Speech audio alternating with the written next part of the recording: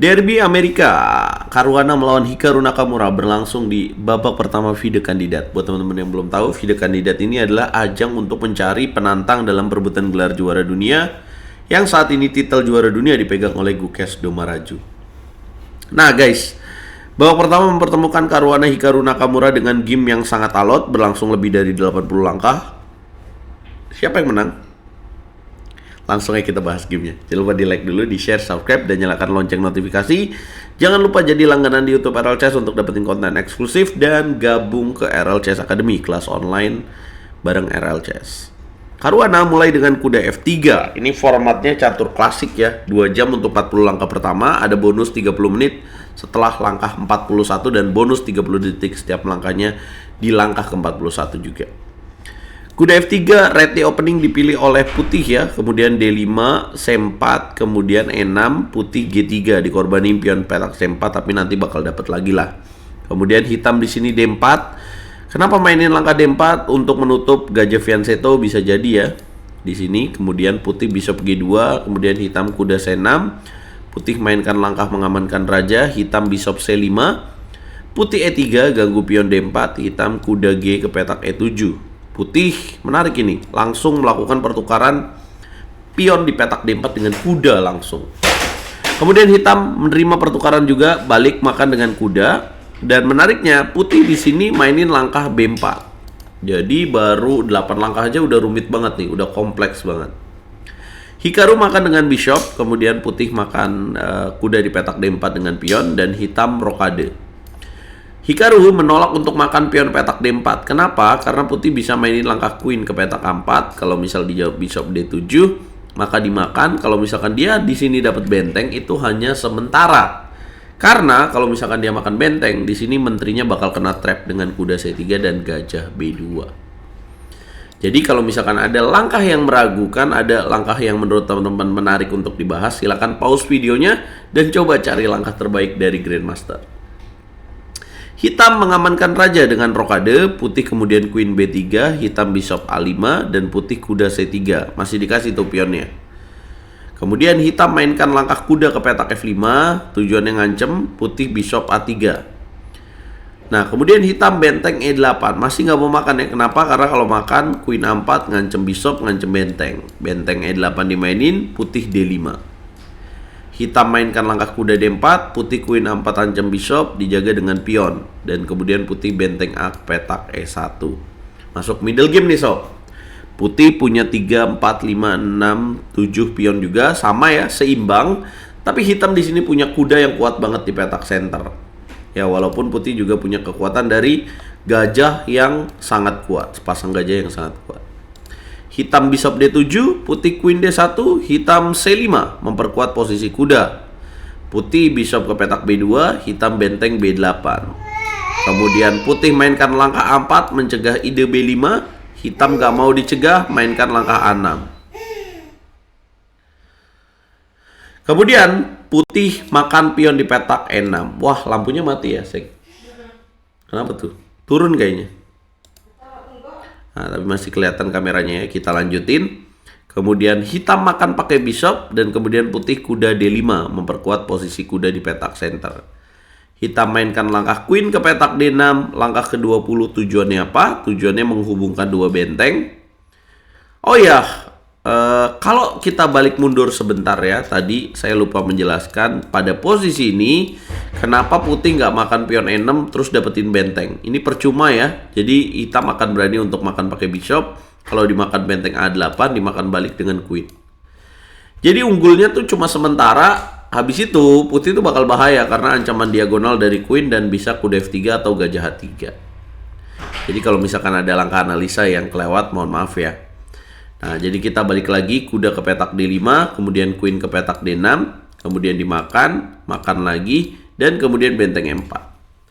Saya kira tadi malam ini udah bau-bau remis ya, karena waktunya Caruana tinggal 13 menit, hitam 37 menit. Karena di sini hitam gajah makan kuda, kemudian putih makan benteng E8, dimakan, dan kemudian gajah D5. Tapi ternyata pertandingan masih berlangsung dengan hitam gajah B4, putih kemudian H4, hitam A5, Kemudian putih mainin langkah D3, hitam queen F6, kemudian putih raja G2, queen ke petak E5. Kemudian queen F3 ancam F7, queen ke petak F6. Queen G4 dan kemudian ada kesalahan gajah C5. Karena membuat putih lebih advance ya, H5. Ini ibaratnya gajahnya kayak pion doang nih, ngejaga pion. Saya juga nggak ngerti.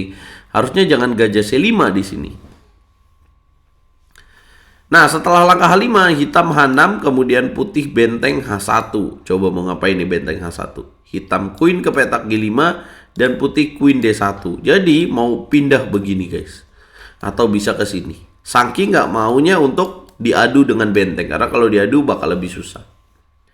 Hitam queen ke petak E7, kemudian putih gajah C6 dulu, ganggu bentengnya kabur, kemudian benteng E1. Dia menemukan cara lebih cepat. Kemudian queen C7, baru gajah D5. Hitam king F8, nah ini udah mulai susah Hikaru Nakamura ya, gara-gara satu kesalahan. Kemudian langsung di counter dengan queen ke petak G4, kunci lagi pergerakan benteng geser, kemudian queen E4 mau ke sini. Kemudian harus geser lagi, dikunci lagi queen F5, saking kuatnya nih gajah ini. Queen ke petak D7, mundur queen ke petak F3, benteng ke petak F8, benteng masuk E5, mau ngunci lagi. Hitam gajah D6, dikunci benteng F5, menteri ke petak E7, menteri ke petak G4. Gajah ke petak E5, kemudian putih benteng F3, dirubah lagi, kemudian gajah F6, benteng ke petak F4, menteri D8, gajah yang ke petak E4. Mau queen F5, queen H7. Benteng ke petak E8, dan kemudian benteng F5 tidak buru-buru ya. Karena kalau queen F5 langsung dia bakal kabur juga. Benteng F5, queen D7, queen ke petak F4 mau sacrifice. Tapi tadi pin, gajah ke petak G5, queen F3, kemudian queen ke petak C7. Dan disinilah akhirnya ketemu juga momen yang sangat penting. Kira-kira momen apa yang harusnya dilakukan oleh putih pada posisi ini? Yes, momen sacrifice the rook, makan petak F7. Brilliant move. Boom. Kalau misalkan dimakan, maka akan terjadi ancaman. Ya udah dimakan juga ya gamenya. Gajah ke petak D5. Kemudian benteng E6, queen ke petak G4. Jadi unggul 1 pion. Raja geser, gajah makan benteng. Menteri ke petak E8. Dan kemudian gajah D7, queen ke petak A8. Raja G1, bishop F6. Jadi bishopnya nggak ada guna nih ya. Dan lihat menempatkannya pada pion yang di petak putih. Queen E6 dikunci lagi backrank-nya. Queen ke petak D8, gajah ke petak C6. Lanjut terus. Queen E7, Queen C8, Queen D8, Queen B7 dikocok lah ini hitam. Gajah D5, Queen C7, skak. Kemudian digocek lagi Queen G8. Kemudian gajah ke petak E4 ini kesalahan ya karena waktunya krisis. Harusnya queen F8, gajah E4, kemudian raja E7 lawannya juga salah. Kemudian gajah G6, gajah F6. Terus sampai akhirnya menuju endgame ya teman-teman. Karena di sini Caruana udah pusing nih dengan permainan queen sama bishop kok nggak ada hasilnya. Sementara ada ancaman queen ke petak E3. Akhirnya langkah ke-71 mau ditukar dengan queen. Nah, gimana cara putih menang ini juga nggak gampang ya. Tapi inilah setupnya. Gajah D3 dan pionnya banyak. 4 lawan 2 guys. Inilah yang membuat putih menang. Nah ini sebenarnya bau-bau remis lagi nih. Dimakan. Kemudian E6. Kemudian salahnya hitam. Raja E7. Harusnya langkah ke-80 ini Raja C7. Jadi kalau misalkan E7 Raja D7. Kalau misalkan gajah G6 dulu ada dorong D3. Kalau dimakan, nanti hitam Raja D8. Jadi ini nggak bisa dapetin pion ini. Karena kalau Raja C6, ada gajah F2. Kayaknya sih Hikaru Nakamura juga capek ya. Akhirnya dia salah pilih langkah Raja E7. Jadi Raja C7 punya peluang untuk remis nih. Kalau E7, Raja D7. Kalau misalkan E8 dimakan, kemudian Raja ke petak C6, ada F5. Bahaya dong, harus dimakan dong. Kalau misalkan dimakan pakai pion, baru gajah D8. Aman. Ya, satu pion ini cukup dihadang dengan raja ya. Nah, itu tuh kesalahan mahalnya raja ke petak E7. Dan membuat putih raja C6 dimakan, ya udah raja ke petak B6. Salah ngitung di sini hitam, karena kalau gajah E1 kemudian C5. Inilah kenapa dia menyerah. Loh, emang nggak bisa dihandle? Misalkan gajah G3, ya pionnya jatuh. Kalau misalkan raja ke petak D7, C6. Kalau misalkan raja ke petak C8, ada C7. Ini gajah F5 atau gajah H6. Jadi sakit banget ya, kalahnya gara-gara pergerakan raja juga di akhir. Nah, benar kata penonton.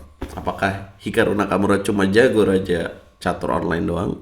Kita lihatlah mampu gak dia balik. Karena masih banyak panjang game yang tersisa. Nah, sementara dari game lain ada juga kemenangan yang diraih oleh Sindarov yang baru pertama kali ikut turnamen kandidat, dan juga Pragnananda yang juga menang melawan Anis Giri. Sindarov menang melawan Esipenko, Matias Bluba meremis melawan WI. Saya akan bahas di video berikutnya. Jangan lupa di like, di share, dan di subscribe. Apa prediksi kalian dan apa komentar kalian untuk game ini? Jangan lupa kasih hype video ini ya, biar makin banyak yang nonton. Jangan lupa live streamingnya jam 20.30 hanya di YouTube RL Chess.